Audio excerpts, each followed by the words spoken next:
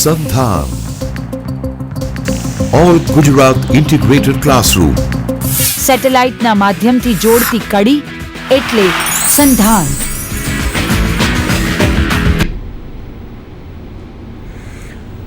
સંસ્કૃતના અનુરાગી વિદ્યાર્થી મિત્રો અને શિક્ષક ભાઈ બહેનો, આપ સૌનું આજે આ સંધાન કાર્યક્રમમાં સ્વાગત છે. મને આજે સોંપવામાં આવેલો વિષય છે કમ્પ્યુટર દ્વારા સંસ્કૃતનું શિક્ષણ. આ નવા વિષય તરફ ગતિ કરીએ પહેલાં આપણી મૂળ પરંપરા શું હતી, પારંપરિક શિક્ષણ કયા પ્રકારે ચાલતું હતું એનો થોડોક અંદાજ લેવો પડે કે જેથી આ નવા બદલાવની સાથે એની તુલના થઈ શકે. શ્રુતિ પરંપરા આપણે ત્યાં હતી, વેદોને શ્રુતિ કીધા છે. એની પાછળ એક ચોક્કસ કારણ છે કે આપણે ત્યાં ગુરુમુખ પરંપરાથી સંસ્કૃતનું અધ્યયન અધ્યાપન કરાવાતું હતું. ગુરુ બોલે અને વિદ્યાર્થીઓ સાંભળે.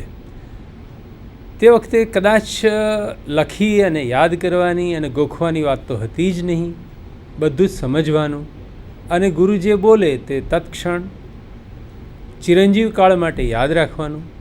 એટલે આપણે ત્યાં વિદ્વાનનો એક પર્યાય હતો બહુશ્રુત, જેણે ઘણું બધું સાંભળ્યું છે. તે વાંચવાની વાત નહોતી અથવા ગોખવાની વાત નહોતી.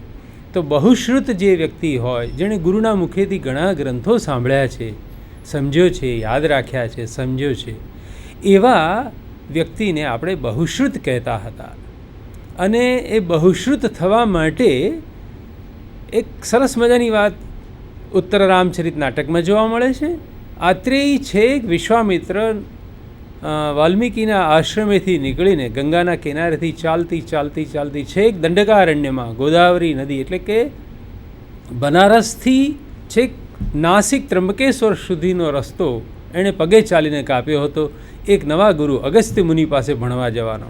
તો ગુરુકુળમાં બેસીને વિદ્યાર્થીઓ પહેલાં પંક્તિશઃ લાઇન બાય લાઇન બધું જ ભણતા હતા. આવો એક ઉપક્રમ હતો.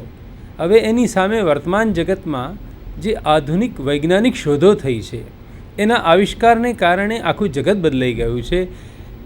ભણાવવાનો તરીકો પણ બદલાતો ગયો છે. માટે આજનો આ આપણે વિષય વિચાર્યો છે. લક્ષ્યભૂત મારું જે શ્રોતાગણનું કલ્પન છે કે મારી સામે બેઠેલા વિદ્યાર્થી મિત્રો એ કોણ છે, તો કમ્પ્યુટરથી સંસ્કૃતનું સીધું શિક્ષણ આપવાનો આ ઉપક્રમ નથી, એ પહેલી વાત મારે કહેવી જોઈએ. સંગણક અને આંતરજાલ એટલે કે કમ્પ્યુટર અને ઇન્ટરનેટ વિશે કેવળ કેટલીક માહિતી અને એની ઉપયોગિતા દર્શાવીશું. આ દ્વારા તમારામાં રહેલી સંસ્કૃત ભણવાની રુચિને જગાડવાનો અને એના પ્રત્યે અભિમુખ કરવાનો આ એક મારો નમ્ર પ્રયાસ છે. ગ્રામ વિસ્તારના છાત્રો તથા સામાજિક રીતે અલ્પ વિકસિત છાત્રોને માટે આ વ્યાખ્યાન વિચારવામાં આવ્યું છે. શહેરી વિસ્તારમાં પણ એવા ઘણા આર્થિક રીતે નબળા વર્ગના વિદ્યાર્થીઓ હશે કે જેની પાસે પોતાનું કમ્પ્યુટર નહીં હોય. સરકારશ્રી એને માટે ઉપક્રમ કરી રહી છે, પણ જ્યાં સુધી સૌના હાથમાં કમ્પ્યુટર અને ઇન્ટરનેટ ના હોય ત્યાં સુધી સંસ્કૃતના શિક્ષણને વિશે થોડીક જાણકારી તો કમસે કમ હોવી જોઈએ. એના વિશે તમે ઉન્મુખ થયા હોવા જોઈએ. એ દૃષ્ટિએ આજની આપણી આ વાત તમારી સામે હું મૂકવા ધારું છું. કમ્પ્યુટર એટલે શું, ત્યાંથી જ શરૂઆત કરવી જોઈએ. અને સંસ્કૃતના વિદ્યાર્થીઓને કમ્પ્યુટર એટલે શું એમ જો મારે કહેવાનું હોય તો એને મારે મિથકની ભાષામાં સમજાવવું પડે. આપણે ત્યાં અદ્ભુત પ્રકારની મિથકો ચાલતી હોય છે, જે વસ્તુ જોઈ ના હોય પણ કલ્પનાના જગતમાં આપણે ઊભી કરી હોય એવી કેટલીક વાતો હોય છે. એમાં એક છે અલ્લાઉદ્દીનનો ચિરાગ. એ ચિરાગને તમે ઘસો એટલે એમાંથી જીન, જેને અંગ્રેજીની અંદર વૈજ્ઞાનિક ફિક્શનની અંદર રોબોટની કલ્પના જે છે, એ અલ્લાઉદ્દીનના ચિરાગમાંથી પ્રગટતું જે જીન છે કે જે તમારા હાથ પગ દબાઈ આપે, તમને રસોઈ કરી આપે, તમારું મકાન બાંધી આપે, તમે કહો એ તે ચીજ દરિયાને પેલે પાર લંકામાંથી ઉઠાવીને લઈ આપે, એવા એક જીનની કલ્પના છે. તો કમ્પ્યુટર એ પ્રકારની બધી જ તમારી સેવા 24 કલાક કરનારું એક યંત્ર છે. કમ્પ્યુટરની સાથે જો ઇન્ટરનેટને જોડવામાં આવે તો એ આપણા પુરાણોની અંદર, શ્રીમદ ભાગવત પુરાણ વગેરેની અંદર સમુદ્ર મંથન કર્યું અને એમાંથી જે 14 રત્નો નીકળ્યા એમાં એક કલ્પવૃક્ષ પણ નીકળ્યું હતું. આ કલ્પવૃક્ષ નીચે બેસીને તમે જે વસ્તુની માંગણી કરો, જે વિચારણા કરો કે મારે સોનાનો મહેલ જોઈએ તો સોનાનો મહેલ હાજર થઈ જાય. તમે કહો કે મારે મીઠાઈની દુકાન જોઈએ તો મીઠાઈની દુકાન તમારા ઘરમાં તત્ક્ષણ હાજર થાય. આવી રીતે તમારે જે કંઈ જોઈએ એ બધું જ ઉપસ્થિત કરે. કલ્પ એટલે વિચાર, વિચાર માત્રથી તમારી ઈચ્છા પૂરી કરનારું જે કલ્પવૃક્ષ તે ઇન્ટરનેટ છે. આ બંને જો ભેગા મળે તો શિષ્યને માટે શક્તિપાત કરનારા ગુરુ પેદા થાય છે. એવી કલ્પના છે કે યોગ ગુરુઓ જે હોય છે તે પોતાની યોગની સિદ્ધિઓથી બસ શિષ્યના માથા ઉપર જમણો હાથ મૂકે, એ જમણો હાથ મૂકે એની સાથે એનામાં શક્તિનો પાત થાય, જ્ઞાનનો સંચાર થાય. તો કમ્પ્યુટર અને ઇન્ટરનેટ આવા એક શક્તિપાત કરનારા ગુરુ સમાન ગણાવવાનું મને મન થાય છે.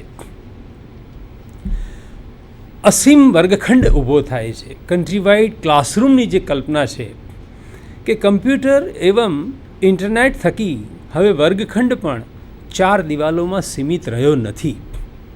સંધાન ગાંધીનગરમાં બેઠેલો હું તમારા સુધી પહોંચી રહ્યો છું કેમ કે ઇન્ટરનેટથી હું અસીમ બન્યો છું. આ સીમાડાઓમાં હું પુરાયો નથી, 4 દિવાલોમાં પુરાયો નથી, હું અસીમ બન્યો છું. એવી એક કલ્પના નાટ્યશાસ્ત્રમાં મૂકવામાં આવી છે કે ભાઈ 4 વેદ તો અમુક લોકો જ ભણી શકે છે, બધા વર્ણના લોકો સાંભળી શકતા નથી. તો ક્રીડનીયકમ ઈચ્છામહ દૃશ્યમ શ્રાવ્યમ ચ યદ ભવેત, જે જોઈ શકાય અને જે સાંભળી શકાય એવું એક રમકડું સદીઓ પહેલાં ભરત મુનિએ બ્રહ્માજી પાસે માગ્યું હતું. તો દૃશ્ય, શ્રાવ્ય, ઓડિયો વિઝ્યુઅલ કહી શકાય એવું કોઈ ઇન્સ્ટ્રુમેન્ટ હોય અને મેં કીધું એમ એ કલ્પવૃક્ષની ક્ષમતા ધરાવતું હોય તો તે આ કમ્પ્યુટર અને ઇન્ટરનેટ છે. એટલે કહેવા એ માગું છું કે જ્ઞાન હવે ગુરુઓમાં કે પુસ્તકોમાં બંધાયેલું રહ્યું નથી. તમારી પાસે ગુરુ પણ ના હોય, તમારી પાસે પુસ્તકો પણ ના હોય, તો પણ જો કમ્પ્યુટર અને ઇન્ટરનેટ હશે તો હું માનું છું કે જ્ઞાન એક શક્તિનો શક્તિ સંપાત તમારામાં અવશ્યમ ભાવી છે, થવાનો જ છે. તમને કોઈ જ્ઞાન મેળવતા રોકી શકવાનું નથી. ટ્યુશન ફી ના હોય, પુસ્તકો ના હોય, લાઇબ્રેરી સારી ના હોય, આવા જે કેટલાક બહાનાઓ હોય છે કે ભાઈ હું અભણ એટલા માટે છું કે મારા ગામમાં તો શાળા નથી, આ નથી. પણ જો કમ્પ્યુટર અને ઇન્ટરનેટ સુધી તમે કોઈક રીતે પહોંચી શકો તો હું માનું છું કે આ બધી તમારી સીમિતતાઓ, તમારી મર્યાદાઓમાંથી તમે મુક્ત થઈ જશો અને નવું જગત તમને એ સૌ ભેટ ધરવા માટે આવીને આંગણે ઊભું છે. અત્યારે સમગ્ર સંસ્કૃત જગતની અંદર 3 વ્યક્તિઓ તરફ મારે ધ્યાન દોરવાનું મન છે કે કમ્પ્યુટર થ્રુ સંસ્કૃત લેંગ્વેજ ટીચિંગનો ઉપક્રમ કોણે રચ્યો છે. એક છે ગિરીશનાથ ઝા, જે જવાહરલાલ નહેરુ યુનિવર્સિટીમાં બેઠા છે. એ JNUની વેબસાઇટ જો તમે જોશો તો એમાં કેટલીક અદ્ભુત વસ્તુઓ જોવા મળશે. એવી જ રીતે હૈદરાબાદની અંદર યુનિવર્સિટી ઓફ હૈદરાબાદમાં પ્રોફેસર અંબા કુલકર્ણી નામની એક પર્સનાલિટી છે, એક વ્યક્તિ છે કે જે પણ કમ્પ્યુટર થ્રુ સંસ્કૃતની સેવા કરવા માટે ઉદ્યત થયેલ છે. અને ત્રીજા છે ડૉક્ટર મલ્હાર કુલકર્ણી, જે IIT બોમ્બેની અંદર છે. સંસ્કૃતને કમ્પ્યુટર થ્રુ ભણવા અને ભણાવવા માટેનો ઉપક્રમ આ 3 મહાન પ્રોફેસર સાહેબો કરી રહ્યા છે. એનો હું કેટલોક પરિચય આપીશ, જે પરિચય થકી તમને અંદાજમાં આવશે કે સંસ્કૃતને મારે કમ્પ્યુટર થ્રુ ભણવું છે, મારે ઇન્ટરનેટ થ્રુ ભણવું છે, તો હું શું કરું, કેવી રીતે, કઈ સાઇટ ઉપર જવું, તો આ બધું શક્ય છે. તો JNU યુનિવર્સિટીની વેબસાઇટ ઉપર જો ગૂગલ સર્ચ એન્જિન થ્રુ તમે જશો તો કોમ્પ્યુટેશનલ લેંગ્વિસ્ટિક્સ રિસર્ચ એન્ડ ડેવલપમેન્ટનું જે સ્પેશિયલ સ્ટડી સેન્ટર ઊભું કરવામાં આવ્યું છે ગિરીશનાથ ઝા દ્વારા, એની અંદર તમે જોશો તો અદ્ભુત પ્રકારના એમણે કેટલાક એચિવમેન્ટ્સ મેળવ્યા છે, કેટલીક સિદ્ધિઓ પ્રાપ્ત કરી છે કે આ સંસ્કૃત ભાષા જે દુરૂહ ગણાય છે, ભણવી મુશ્કેલ ગણાય છે, કઠિન ગણાય છે, એમાં એનું વ્યાકરણ તો ગોખવું જ પડે એવો જે એક ભ્રમ પેદા કરવામાં આવ્યો છે સદીઓથી, એમાંથી તમે બહાર નીકળશો અને એક વૈજ્ઞાનિક અભિગમથી સંસ્કૃત ભાષા શીખી શકશો. આ ગિરીશનાથ ઝાએ જે કેટલીક વસ્તુ ભાષા વિશ્લેષણની, લેંગ્વેજ એનાલિસિસની આપણને ભેટ ધરી છે, જે બજારમાં ક્રય વિક્રય માટે ઉપલબ્ધ છે, એવી કેટલીક વાતો તરફ તમારું સંસ્કૃતના વિદ્યાર્થીઓનું અને અધ્યાપકોનું ધ્યાન દોરવા માગું છું. લેંગ્વેજ પ્રોસેસિંગ ટૂલ્સ એમણે કેટલાક ઊભા કર્યા છે. ભારતીય ભાષાઓનું લિપ્યંતર કરવું, સંસ્કૃતમાં લખેલી વસ્તુ તમારે દાખલા તરીકે બંગાળીમાં ફેરવવી છે, બંગાળીમાં લખેલી વસ્તુ સંસ્કૃતમાં ફેરવી દેવી છે. તો આવા ભારતીય ભાષાઓના ઇન્ડિયન લેંગ્વેજ ટ્રાન્સલિટરેશનના એમણે કેટલાક સાધનો કમ્પ્યુટરની અંદર ઉપલબ્ધ કરાવડાયા છે. એના થકી એમણે પદ વિશ્લેષક એટલે કે સંસ્કૃત મોર્ફોલોજિકલ એનાલાઇઝર એમણે ઊભા કર્યા છે. કોઈ પણ પદ તમે આવો વાક્યમાં વપરાયેલું એ નામપદ હોય, સર્વનામ હોય, વિશેષણ હોય, ક્રિયાપદ હોય, કૃદંત હોય, તદ્ધિત હોય કે લાંબો મોટો કોઈ સમાસ હોય, તમે જો આ મશીનની અંદર મૂકશો, કમ્પ્યુટરની અંદર સંગણક યંત્રમાં તમે જો એને મૂકશો તો તરત જ એમાં પદવિચ્છેદ થઈને, સંધિવિચ્છેદ થઈને તમારી સામે મૂળ શબ્દ કયો છે, પ્રત્યય કયો છે, એનાથી અર્થ શું નીકળે છે, એવી બધી જ વસ્તુઓ એનાલાઇઝ કરીને તમારી સામે પ્રસ્તુત કરવામાં આવે છે. એવી જ રીતે એમણે કારક વિશ્લેષક, કારક એનાલાઇઝર નામનું એક સર્ચ એન્જિન બનાવ્યું છે કે તમે આખું પદ મૂકી દો સામે અને પછી પૂછો કે ભાઈ આમાં પંચમીનો અર્થ નીકળે છે કે ષષ્ઠી વિભક્તિનો અર્થ નીકળે છે કે સપ્તમી વિભક્તિનો અર્થ નીકળે છે. બધા કારકોનું વિશ્લેષણ કરશે, કારકાર્થોની વિવિધ અર્થછટાઓ બધું જ તમારી સામે પ્રગટ કરવામાં આવે છે. એવી જ રીતે એમણે કેટલાક સંધિ વિશ્લેષક અને સંધિ નિર્માપક, સંધિ કરો અને સંધિ છોડો, એને માટે એમણે સંધિ સ્પ્લિટર અને સંધિ જનરેટર નામના સર્ચ એન્જિન તૈયાર કર્યા છે, બજારમાં ઉપલબ્ધ થઈ ચૂક્યા છે. એવી જ રીતે સુબંધ પદો અને તિગંત પદો, સુબંધ પદ એટલે નામપદ, નાઉન ફ્રેઝ, અને તિગંત એટલે ક્રિયાપદ, વર્બ ફ્રેઝ, એના પણ વિશ્લેષક અને નિર્માપક, એનાલાઇઝર અને જનરેટર એવા કેટલાક સર્ચ એન્જિન એમણે બનાવ્યા છે.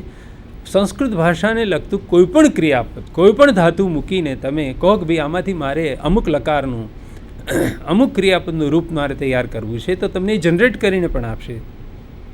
એમાં ઈટ આગમ લાગે છે, નથી લાગતો, એમાં અમુક પ્રકારનો ગુણ થાય છે, વૃદ્ધિ થાય છે, એ બધા જ પ્રકારની તમારી વિમાસણ દૂર થઈ જશે. Not only that, Amba Kulkarni તો એની સાથોસાથ પાણિનીય વ્યાકરણના સૂત્રો પણ તમારી સામે ઉપસ્થિત થાય કે કયા સૂત્રથી આ ધ્વનિ પરિવર્તન થઈ રહ્યું છે.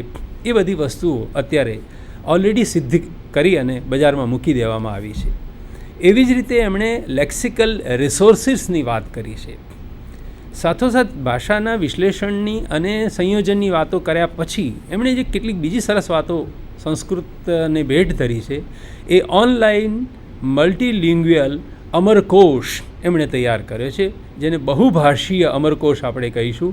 અમરકોશની કોઈ એક એન્ટ્રી લો, કોઈ એક શબ્દ લો અને એને મરાઠીમાં એનો અર્થ શું થાય, ગુજરાતીમાં એનો અર્થ શું થાય છે, હિન્દીમાં એનો અર્થ શું થાય છે, એ બધું અત્યારે હવે આંગળીના ટેરવા ઉપર ઉપલબ્ધ કરાવી દેવામાં આવ્યું છે.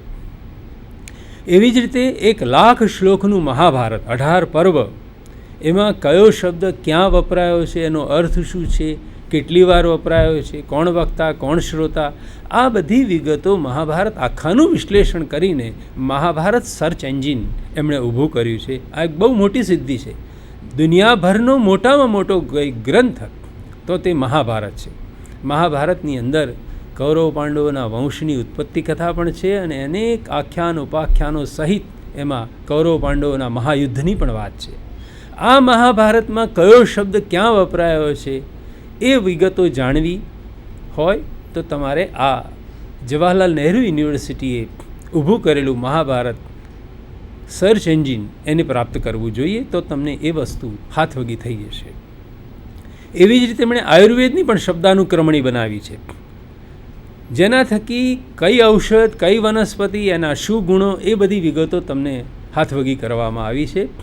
હસ્તામલકવત એવો એક જે શબ્દ છે સંસ્કૃતમાં, હાથમાં રહેલું આમળું જેમ તમે ચારેકોરથી જોઈ શકો, તમારે કશું પણ અછાનું ના રહે, બધું પ્રગટ થઈ જાય, એવી રીતે મહાભારતનો કોઈ શબ્દ, કોઈ વોલ્યુમ એકાદ ઘરમાં હોય ના હોય એની હવે ચિંતા કરવાની જરૂર નથી. હાથમાં રહેલું આમળું જો તમે સર્વતઃ ફેરવીને જોઈ શકો તો આ એનાલાઇઝર જે છે, વર્ડ એનાલાઇઝર છે કે મહાભારત સર્ચ એન્જિન છે કે આયુર્વેદ સર્ચ એન્જિન છે, એના થકી તમને બધું હવે જોવા મળી શકે છે. એટલે કે રિસર્ચના ટૂલ તરીકે પણ આનો ઉપયોગ થાય અને જ્ઞાન વૃદ્ધિના એક સાધન તરીકે પણ તમે આ સર્ચ એન્જિનો સીધા ઉપયોગમાં લઈ શકો છો.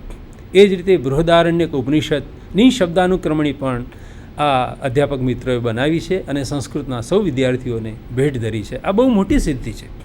હવે એમણે નમૂનાની 4 વસ્તુ બનાવી છે, પણ તમે એમાંથી બીજા 400 ગ્રંથોની પણ તમે આવી શબ્દાનુક્રમણી બનાવો, એના અર્થો અંદર દાખલ કરો. હવે સીધો પ્રશ્ન થશે તમને કે આ બધું બને કેવી રીતે, શું શું ઉપલબ્ધ છે એની મેં વાત કરી, પણ આ બને કેવી રીતે? તો તો એને માટે તમારે કેટલાક એક્સેલ પ્રોગ્રામમાં જવું પડે. કમ્પ્યુટરની અંદર મુખ્યત્વે 3 પ્રોગ્રામનો પહેલો પરિચય તમને હોવો જોઈએ, એક વર્ડ, બીજો એક્સેલ અને ત્રીજો છે પાવર પોઈન્ટ. તો એક્સેલ નામનો જે પ્રોગ્રામ છે સામાન્ય રીતે એવું મનાય છે કે ગાણિતિક કામો કરવા માટે અથવા કોમર્સના વિદ્યાર્થીઓ માટે એક્સેલ બહુ ઉપયોગી છે. ના, એવું નથી. ભાષાના વિદ્યાર્થીઓ પણ જો એક્સેલનું જ્ઞાન મેળવશે તો એના થકી એમનું કામ સંસ્કૃત ભાષાના શિક્ષણ માટે, એના જ્ઞાન વૃદ્ધિને માટે એનો ઉપયોગ થઈ શકે એમ છે. સ્ટેપ બાય સ્ટેપ એક્સેલને ચલાવવું હોય તો તમારે વર્કશીટનો પહેલો પરિચય મેળવવો પડે કે કઈ એક ફલક ઉપર આ કામ કરવાનું છે. ત્યાર પછી તમારે ડેટા એન્ટ્રી કરવાની છે, એમાં વિગતો ફીડ કરવાની છે, અને પછી એમાં જે પહેલું શીર્ષક હોય એની ફ્રીઝ પેનલ તૈયાર કરવાની છે. આ બધું હમણાં આપણે જોવાના જ છીએ. અને ત્યાર પછી સોર્ટિંગ અને ફિલ્ટરિંગની વાત આવે છે કે તમે આ વસ્તુ જે અંદર ડેટા નાખ્યો એ અકારાદી ક્રમે કેવી રીતે ગોઠવાઈ જાય. કોઈ પણ વસ્તુને શોધવી હોય તો અકારાદી ક્રમે, જેમ ડિક્શનરીમાં શબ્દો હોય એવી રીતે આ એક્સેલની અંદર જે વર્કશીટ તૈયાર કરી હોય એ વર્કશીટમાં નાખેલા બધા શબ્દો અકારાદી ક્રમે ગોઠવાઈ જાય. અને ત્યાર પછી તમારે એમાંથી અમુક જોઈતી વસ્તુ જ બહાર કાઢવી હોય તો જેમ ચાયણીનો ઉપયોગ કરો અને બધી વસ્તુ ચડાઈ ગળાઈને ઈચ્છિત વસ્તુ બહાર પ્રગટ થાય, એવી રીતે ફિલ્ટરિંગનું કામ પણ આ એક્સેલ પ્રોગ્રામમાં થતું હોય છે. માટે મારા સંસ્કૃતના સૌ વિદ્યાર્થી મિત્રોને કહેવાનું કે તમે એક્સેલને પણ હસ્તગત કરો. માત્ર વર્ડ પ્રોગ્રામ ચલાવો નહીં, પણ તમે એક્સેલનો જો પહેલો ઉપયોગ કરશો તો હું માનું છું કે સંસ્કૃત ભાષા શિક્ષણમાં તમને ઘણી મદદ મળી રહેશે અને એ મદદ થકી તમે રિસર્ચના કામો પણ આગળ કરી શકશો. તો વર્ડ ઇન્ડેક્સ થશે એનાથી બિબ્લિયોગ્રાફી જાત જાતની બની શકશે. ઇવન તમે એન્સાઇક્લોપીડિયા કરી શકશો સંસ્કૃતનો તૈયાર, હિસ્ટ્રી એનાલિસિસ કરી શકશો અને સેન્ટન્સ એનાલિસિસ વગેરેની વાત પણ કરશો. જે જવાહરલાલ નહેરુ યુનિવર્સિટી કરે છે, જે હૈદરાબાદ યુનિવર્સિટી કરે છે, એ કામ તમે તમારા ગામની અંદર બેઠા બેઠા પણ કરી શકશો અને સંસ્કૃતની સેવા કરી શકશો. દાખલા તરીકે આ તમારી સામે એક ડેટા એન્ટ્રી માટેનું એક એક્સેલનું વર્કશીટ, એક ફલક, એક કેનવાસ તમને બતાવવામાં આવી રહ્યું છે. એની અંદર તમે જોશો તો ભાસ, વાલ્મીકી